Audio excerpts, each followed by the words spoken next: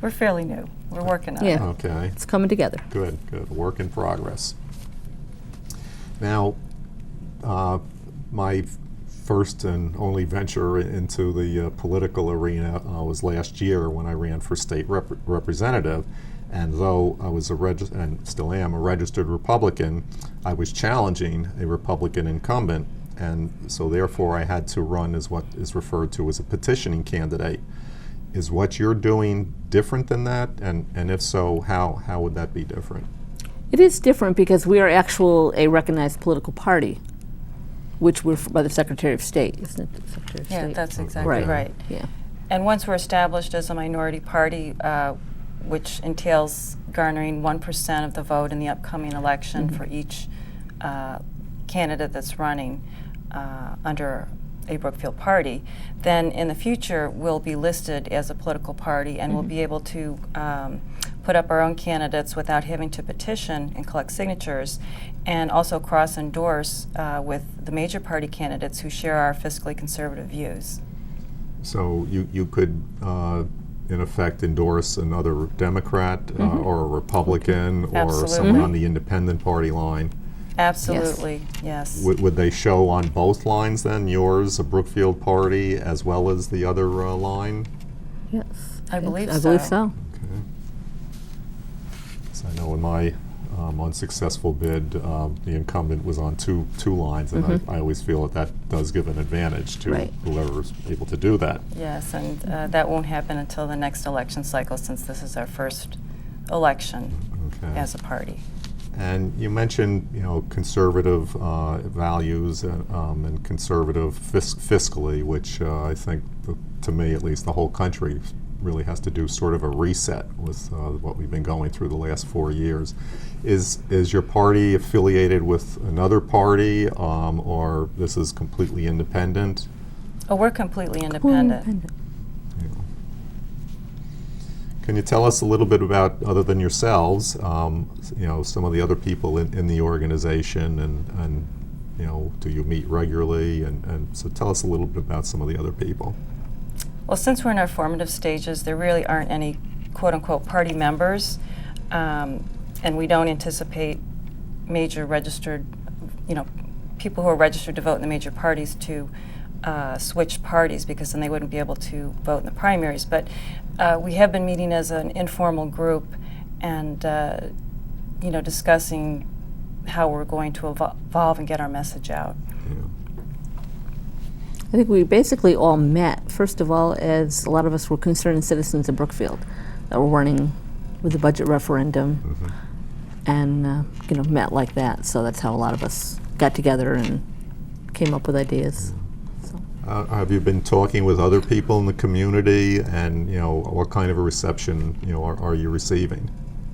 All the people we spoke to have been very positive, and they feel that the other parties have just left them by the wayside, that they're not listening anymore, that candidates go in and they're elected and they don't do what the constituents want.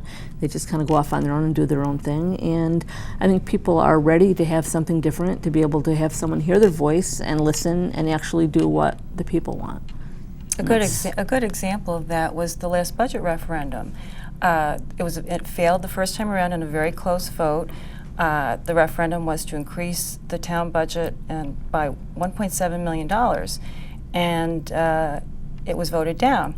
So the Board of Finance met and had to figure out what to do. And pretty much my point of view was that half the people didn't want an increase, half the people did want an increase.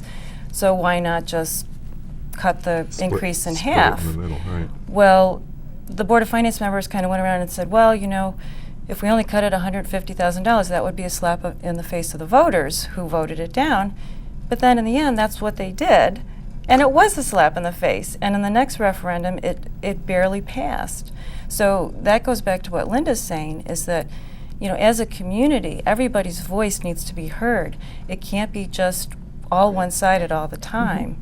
The people that are footing the bill for the services need a voice, and they're saying enough.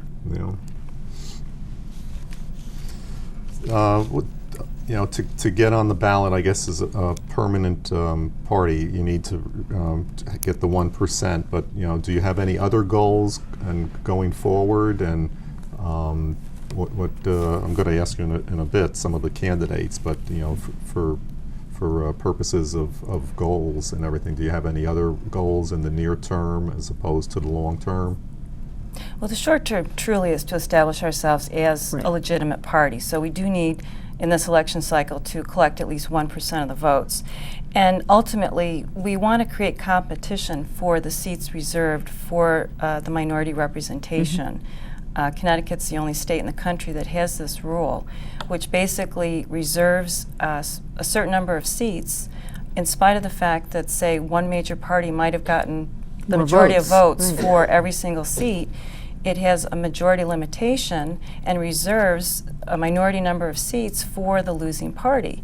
So right now there's only two major parties, so it's going to be one or the other. So we want to create competition for those seats. Because you can win and still lose. That's right. So I seems think fair. that's actually happened fair. several Yeah, it times. has Or you happened can several lose and still win. There's another way of looking at it, yes. Is it half full or is it half empty? Okay. So Connecticut is the only state. Having moved from Westchester, a little over 6 years ago, I found it quite interesting the whole process here. And but Connecticut's the only state that is something. Because when I was in Westchester years and years ago, it was solid Republican. Now it's solid Democrat, and the winner wins and the loser Winner does takes all. Yeah, Right. and so this I know think is quite a. I didn't know Connecticut was the only, but it seems a little un-American to Yeah, it me, doesn't actually. seem And, fair. and from what I've been told, the Democrat Party has used it in the major cities in the state, used their ability of forming a minority party. They call it the Working Families Party, and this is how they basically shut out the conservatives and the Republicans in the major cities. So we're kind of, trying to utilize that strategy and get all the conservatives that wanted the Republican conservatives to win that don't get those seats. yeah. I find it personally, at least, interesting that here, Connecticut is a pretty Democrat state. And so the minority representation in a town that's one of three that voted for McCain, it just seems a little contrary. It does.